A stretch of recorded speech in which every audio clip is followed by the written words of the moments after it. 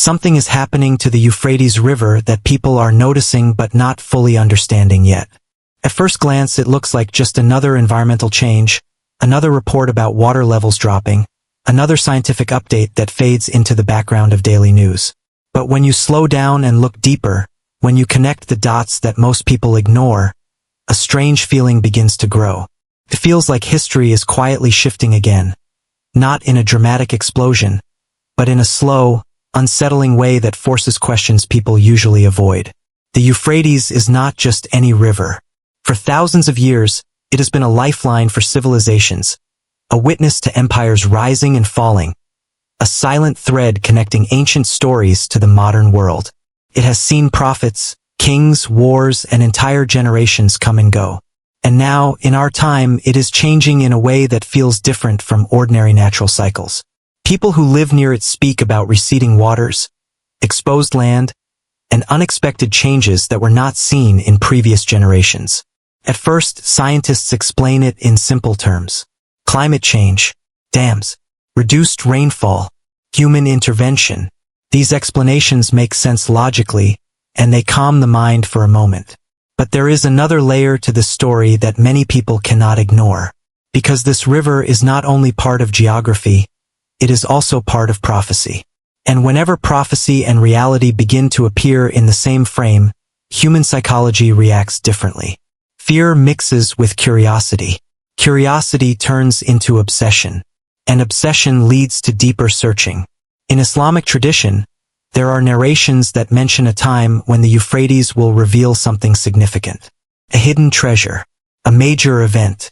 Something that will become a source of conflict and test for humanity. These narrations have been discussed for centuries, often symbolically, often with caution, because scholars understand the seriousness of speaking about signs. Deeper than curiosity, it connects to uncertainty about the future, awareness of global instability, and the timeless human desire to understand whether events are random or meaningful. This is why such narratives are not easily forgotten, even by those who consciously reject their interpretations. But there is another layer that often goes unnoticed. While the mind engages with external signs, it is also being guided inward. Questions about the world often lead to questions about self. What do I believe? Why does this affect me? How do I interpret uncertainty? These reflections shift the focus from the river to the observer, from the event to the experience of interpreting the event. And perhaps that is where the true value of such discussions lies, not in confirming or denying specific claims, but in revealing how deeply human perception is shaped by emotion, narrative, and meaning. The same information can feel alarming to one person and irrelevant to another. The difference is not in the data, but in the lens through which it is processed. As the final thought settles, the Euphrates River returns to being what it has always been physically. A river flowing through land, shaped by geography, climate, and time. But in the human imagination, it remains something more layered. A symbol of change, a subject of debate, a trigger for reflection, and most importantly, a reminder of how easily the mind can move between fact and meaning. In the end, whether one views it through science or belief, the discussion itself reveals something universal. People are constantly searching for understanding in a world that does not always provide clear answers. And in that search, every sign, every change, and every mystery becomes part of a larger human story that is still unfolding quietly, day by day. Quietly, steadily, without needing loud promotion. And as long as the Euphrates continues to change, the question will not disappear. It will only evolve. When a topic begins to spread across minds the way the Euphrates River mystery has, something subtle starts happening beneath the surface of ordinary thinking.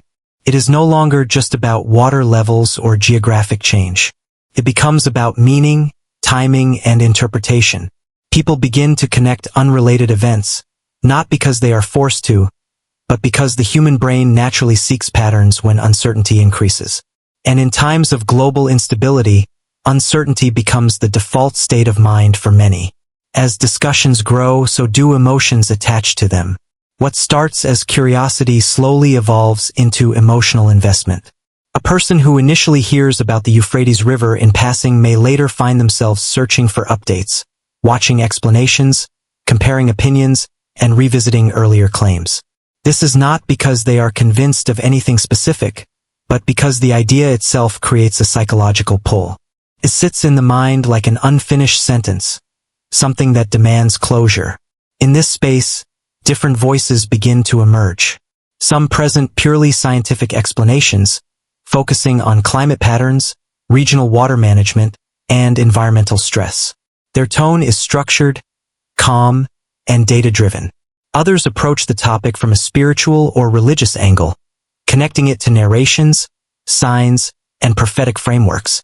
And between these two perspectives, the audience finds itself suspended, trying to decide which lens to use for interpretation. This duality is where the tension becomes strongest. Because both perspectives hold some level of truth within their own frameworks, yet neither fully cancels the other in the emotional mind.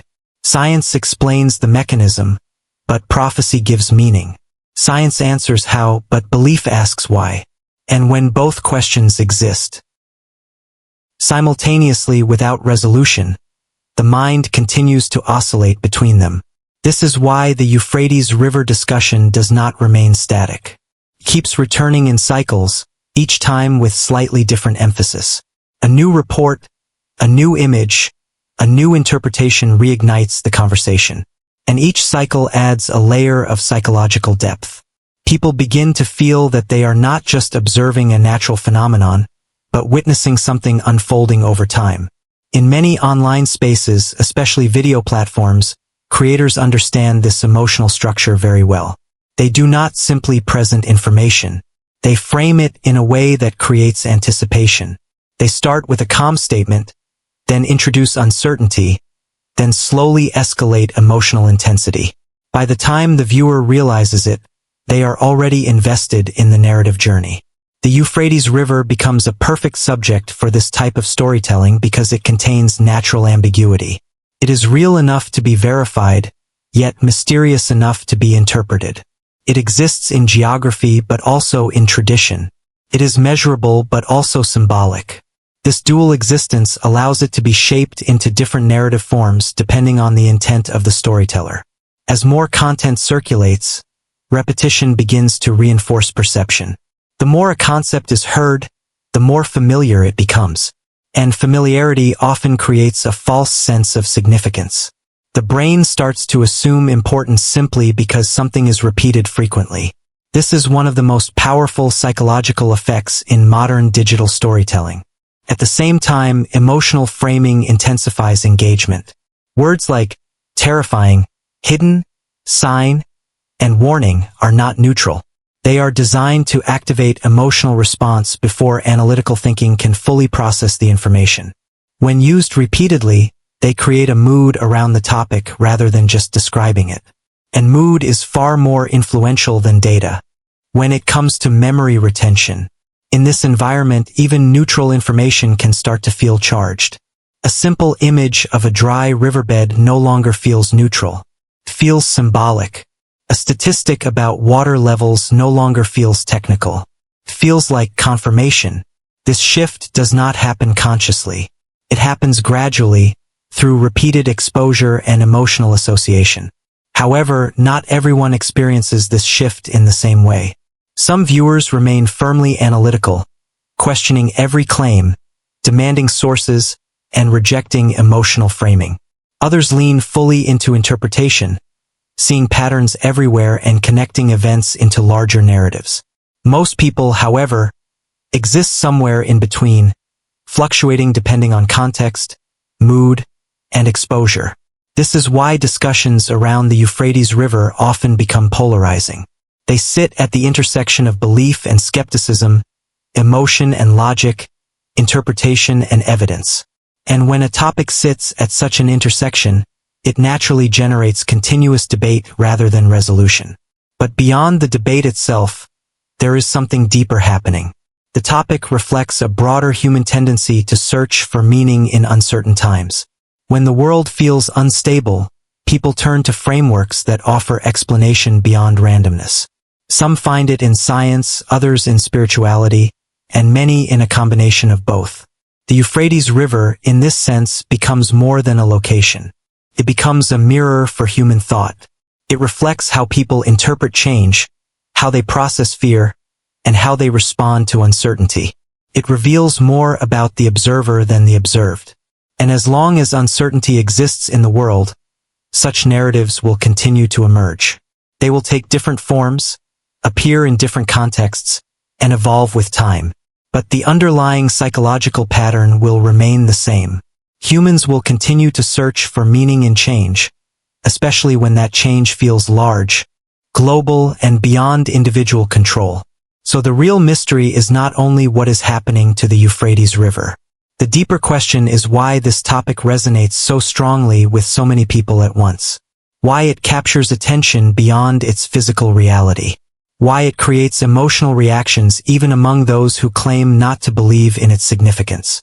The answer lies not in the river itself, but in the human mind observing it. As the discussion around the Euphrates River reaches its most intense point, the narrative naturally shifts from observation to reflection. What began as a simple environmental concern has now transformed into something far more layered in the minds of many viewers. It is no longer just about what is happening, but about what it could mean, and more importantly, what it makes people feel internally. And this internal reaction is where the real story concludes. At this stage, the mind is already carrying everything it has absorbed. Scientific explanations, spiritual interpretations, emotional warnings, and repeated symbols all begin to merge into one mental space. And in that space, clarity and confusion coexist. A person may intellectually understand the natural causes behind river changes, yet still feel emotionally unsettled by the symbolic associations they have heard. This dual awareness is what makes the topic so persistent in memory. Because human beings are not purely logical systems, they are meaning-making systems.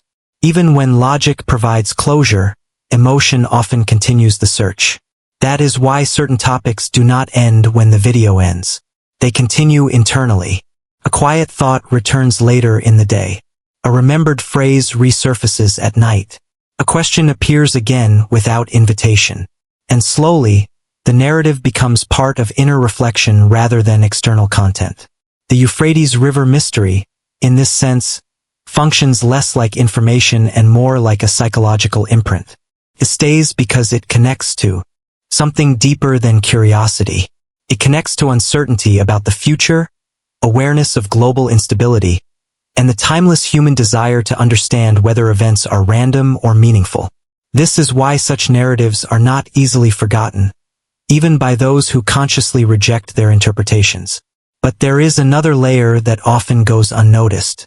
While the mind engages with external signs, it is also being guided inward. Questions about the world often lead to questions about self. What do I believe? Why does this affect me? How do I interpret uncertainty? These reflections shift the focus from the river to the observer, from the event to the experience of interpreting the event. And perhaps that is where the true value of such discussions lies, not in confirming or denying specific claims, but in revealing how deeply human perception is shaped by emotion, narrative, and meaning. The same information can feel alarming to one person and irrelevant to another. The difference is not in the data, but in the lens through which it is processed. As the final thought settles, the Euphrates River returns to being what it has always been physically. A river flowing through land, shaped by geography, climate, and time. But in the human imagination, it remains something more layered. A symbol of change, a subject of debate, a trigger for reflection, and most importantly, a reminder of how easily the mind can move between fact and meaning. In the end, whether one views it through science or belief, the discussion itself reveals something universal.